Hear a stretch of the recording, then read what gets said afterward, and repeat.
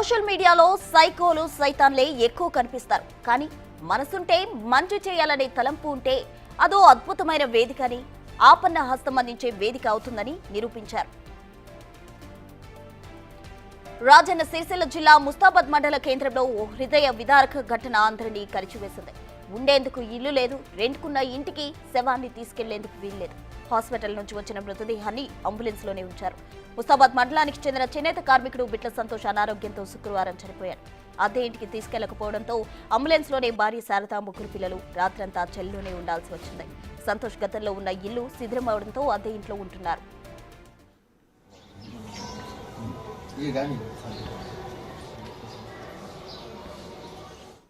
సంతోష్ కొన్నేళ్లుగా క్యాన్సర్తో బాధపడుతున్నాడు. సిద్దిపేటలోని ఓ ఆసుపత్రిలో చికిత్స పొందుతూ శుక్రవారం రాత్రి మృతి చెందాడు. కుటుంబ సభ్యులు అంబులెన్స్లో ముస్తాబాద్లోని తమ పాత ఇంటి వద్దకు తీసుకొచ్చారు. మృతదేహాన్ని అక్కడ ఉంచే పరిస్థితి లేకపోవడంతో రాత్రంతా రోడ్డుపైన అంబులెన్స్లోనే ఉంచారు. భార్య, ముగ్గురు పిల్లలు చలిలోనే బయట ఉండిపోయారు. వారి పరిస్థితి చూసి చలించిపోయిన గ్రామస్తులు కొందరు విషయాన్ని సోషల్ మీడియాలో పెట్టారు.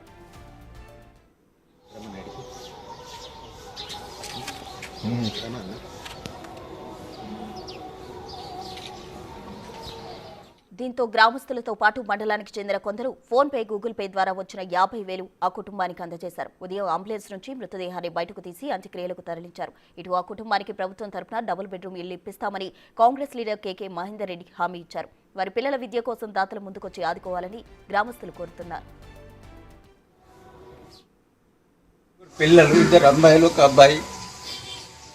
ఉందామంటే నీళ్ళు లేని పరిస్థితిలో కిరాయికున్న చోట తను రాత్రి చనిపోవడం జరిగింది. హాస్పిటల్లో అద్దెకున్న చోటికి తీసుకెళ్లే పరిస్థితి లేక ఇక్కడ ఉన్నటువంటి ఇంట్లో తీసుకొద్దామంటే లోపల కూడా వేసే పరిస్థితి లేదు. రాత్రి నుంచి కూడా మేము ఇక్కడ అంబులెన్స్లో పెట్టుకుని రాత్రంతా ఉన్నాము. దయచేసి ప్రజలందరికీ నేను కోరేది ఒకటే, ప్రభుత్వం తరఫున వాళ్ళకి ఏదైనా సహాయం అందించి వాళ్ళకు ఒక నీడను కల్పించాలని చెప్పని నేను మనస్ఫూర్తి కోరుతున్నా.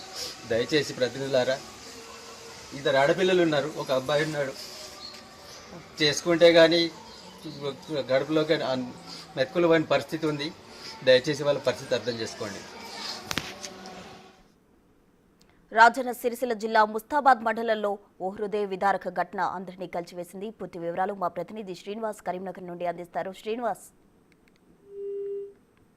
ప్రస్తుత రాజన్న సిరిసిల్ల జిల్లా ముస్తాబాద్ మండల కేంద్రం లోపల బిట్ల సంతోష్ అనేటువంటి ఒక నేతడు అనారోగ్యంతో మృతి చెందడం జరిగింది. అయితే శుక్రవారం నాడు రాత్రి సమయం లోపల మృతి చెందినటువంటి సంతోష్ మృతదేహాన్ని ఇంటికి తీసుకెళ్దామంటే వారు అద్దె ఇంటిలోకి వెళ్ళలేని పరిస్థితి ఉన్నది. అదేవిధంగా ఉన్న ఆ ఇంటి లోపలికి అది మొత్తం కూడా చెదిరిపోయి ఉండడంతో అక్కడ కూడా వెళ్ళలేని పరిస్థితి ఉండడంతో ఆ అద్దె ఇంటి వద్దనే మృతదేహంతో భార్య, పిల్లలు అంతా కూడా రాత్రిపూట చలి లోపల ఇటు గడిపినటువంటి సంఘటన ఇప్పుడు హృదయ విచారకంగా మారినటువంటి పరిస్థితి అయితే కనబడుతుంది.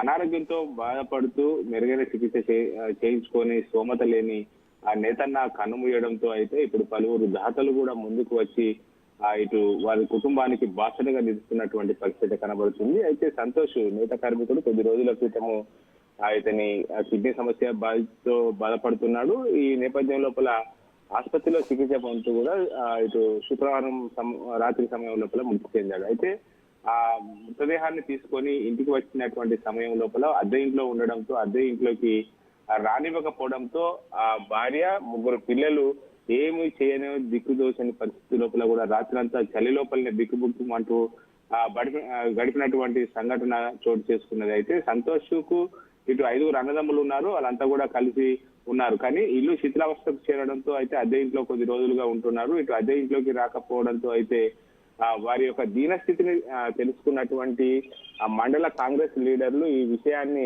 ఇటు సోషల్ మీడియా వేదికగా షేర్ చేయడం జరిగింది. అయితే దీనికి పలువురు దాతలు కూడా ముందుకు వచ్చారు. అయితే మండల అధ్యక్షుడు బాలరెడ్డి తన వాట్సాప్ గ్రూపులలో ఇటు ఫేస్బుక్ వేదికగా పెట్టడంతో దాదాపుగా 50,000 రూపాయల వరకు కూడా ఇటు ఫోన్ పే, గూగుల్ పే ద్వారా డబ్బులు కలెక్ట్ కావడం జరిగినది. అయితే ఇదంతా కూడా మొత్తం కూడా అంత్యక్రియలకు చేసుకోవడానికి ఆ డబ్బులు ఖర్చు పెట్టే ఆ కుటుంబానికి బాసటగా నిలిచినటువంటి పరిస్థితి కనబడుతుంది. అయితే ఆ కాంగ్రెస్ సిరిసిల్ల నియోజకవర్గ ఇన్ఛార్జ్ కేకే మహేందర్ రెడ్డి కూడా ఈ విషయాన్ని తెలుసుకొని వారికి బాసటగా ఉంటానని చెప్పి తెలపడం కూడా జరిగింది. ఆ పిల్లల చదువు కోసము వారికి ఎంత ఖర్చు అవుతే అంత ఖర్చు తానే భరిస్తారని చెప్పి ఆదుకుంటామని చెప్పి చెప్పడం జరిగింది. అదేవిధంగా ఇల్లు లేని దీనస్థితి లోపల ఉన్నటువంటి కుటుంబానికి ఖచ్చితంగా డబుల్ బెడ్రూమ్ మంజూరు చేస్తానని కూడా చెప్పడం జరిగింది.